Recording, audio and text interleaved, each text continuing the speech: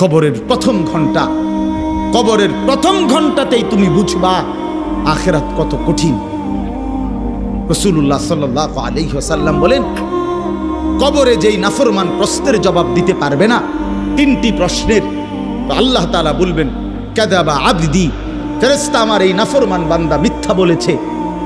ফাআফরিশুহু মিনান নার ওয়ালবাসুহু মিনান নার, আমার নাফরমান বান্দার কবরে জাহান্নামের বিছানা বিছায় দাও, ওরে জাহান্নামের পোশাক দিয়ে আবৃত করে দাও।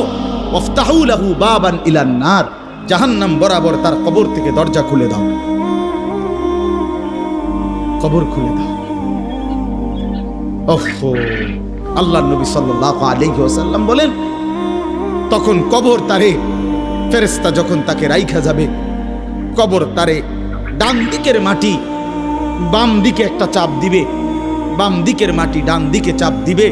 আল্লাহর কসম, নবী বলছে হাত্তা তাখতালিফা আদলাহু, ডান পাশের হাড্ডি এবং এই পাজরের হাড্ডিগুলো করকর করে ভাঙ্গা বাম দিকে চলে যাবে, বাম দিকের গুলো ডান দিকে চলে যাবে।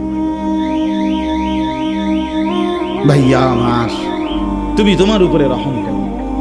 বাপ আমার, আপনাদেরকে বলি, হারামের টাকা উপার্জন কইরা, সুদের টাকা, কিস্তির টাকা, ঘুষের টাকা, ওজনে কম দেওয়া টাকা, হারাম ব্যবসার টাকা, বাটপারি সিটারির টাকা দিয়া বংশ, ফ্যামিলি, স্ত্রী, সন্তানের জন্য রাইখা যাইয়েন না।